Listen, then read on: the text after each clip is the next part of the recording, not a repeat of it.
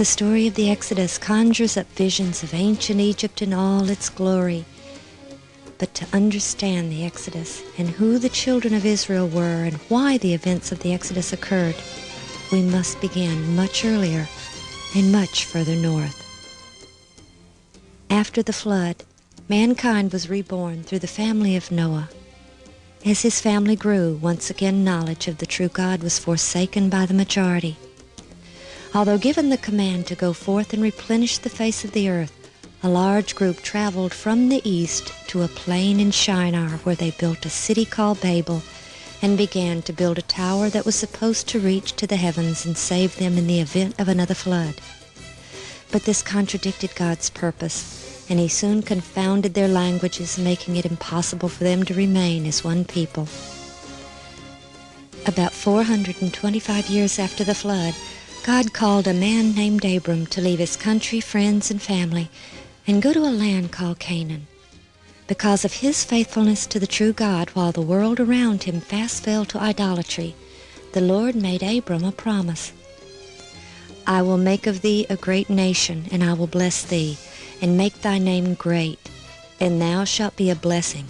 And I will bless them that bless thee, and curse him that curseth thee. And in thee shall all families of the earth be blessed. Abram lived in Ur of the Chaldees. There were several ancient cities by the name of Ur, but the phrase Ur of the Chaldees makes it clear which city was Abram's home. The Urartuans worshipped a group of gods whom they called the Chaldees. Near Lake Van, several inscriptions have been found, one of which mentions 63 gods followed by 16 goddesses. One inscription states, "This is the spoil of the cities which I obtained for the people of Chaldees in 1 year."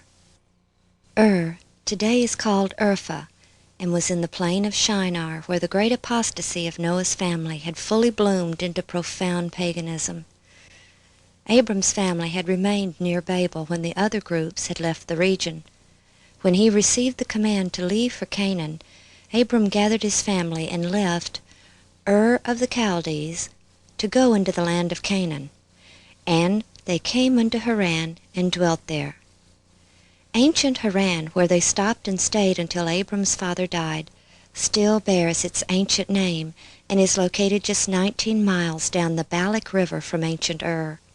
Further evidence of Abram, later called Abraham, in this region is the presence of the names of other members of his family, all still preserved within a radius of about 25 miles. His great-grandfather, Serug's, name is preserved in the town of Suruk, about 22 miles west of Haran. And between Haran and Urfa is Tel Terahi, which means the ruin of Terah, who was Abraham's father. And of course Haran was the name of Abram's brother, who was the father of Lot. Slowly at first, in Canaan Abraham's family grew. His son Isaac bore 2 sons, Jacob and Esau. It was Jacob who would inherit the position of patriarch at Isaac's death, and it was his sons and grandsons who would one day formally become the nation called Israel. Among the 12 sons of Jacob, one was especially favored by him, Joseph. And unwisely Jacob showed his favor by bestowing upon the boy a special coat of many colors, which caused great jealousy among the other sons.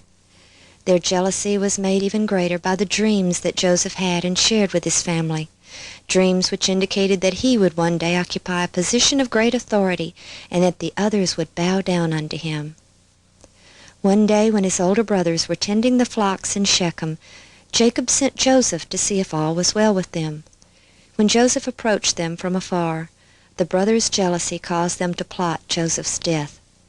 Only his brother Reuben saved the 17-year-old's life by insisting that they not kill him, but instead cast him into a pit. Stripping him of his special coat, they did so, and when a company of Ishmaelites taking spices and balm to Egypt approached, they decided to sell their brother as a common slave to these men for 20 pieces of silver.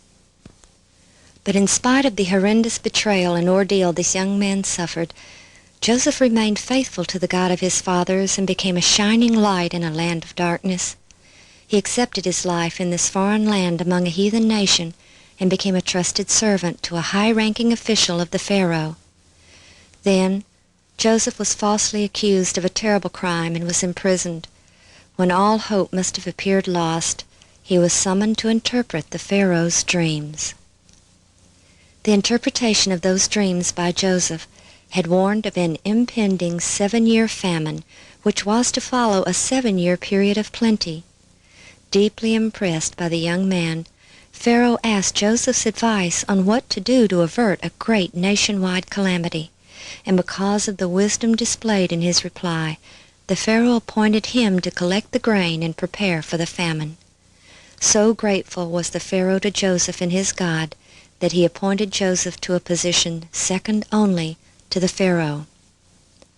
"Thou shalt be over my house, and according unto thy word shall all my people be ruled. Only in the throne will I be greater than thou." And it was through the obedience of Joseph that a special haven for the descendants of Abraham was provided. During the famine, Joseph's brothers came to Egypt to get grain. There Joseph recognized his brothers whom he had long ago forgiven. After he had tested them, he revealed his identity to the shocked and fearful sons of Jacob. When they realized Joseph intended no harm to them in spite of their grievous deed, they obeyed Joseph's command that they bring their father and entire family to Egypt.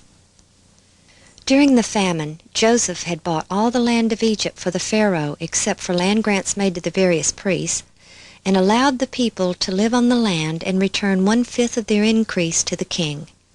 When Jacob's family arrived, the Pharaoh honored Joseph by bestowing upon them the right to live in the best of the land of Egypt, the land of Goshen, which was the beautiful and fertile Nile Delta. It is also called the land of Ramses, or Ra, the Creator, the sun god. And it was here that God's chosen people would grow and thrive, from the 70 souls who came with Jacob until they became a great multitude. Though many have claimed there is no evidence of the story of Joseph in ancient Egypt, on an island just below the first cataract of the Nile, an ancient inscription written around the 4th century B.C. was found which claimed to be a copy of a document written by Pharaoh Djoser more than 1,000 years earlier. It is the story of a land grant made by the Pharaoh to the priests of the god Num. It tells of 7 years of famine and 7 years of plenty, how Pharaoh had a dream and consulted his chancellor for help. It contains most elements of the 7 years of famine and 7 years of plenty story, although they were corrupted in this account written over 1,000 years after the event took place. But most importantly, the priests who wrote this inscription were relying upon the land grants made by this Pharaoh to justify their claim to some land. They were not writing what they believed was an ancient myth. They obviously believed the land grants made by Pharaoh Djoser to still be valid and of enough authority to still be in effect well over 1,000 years later.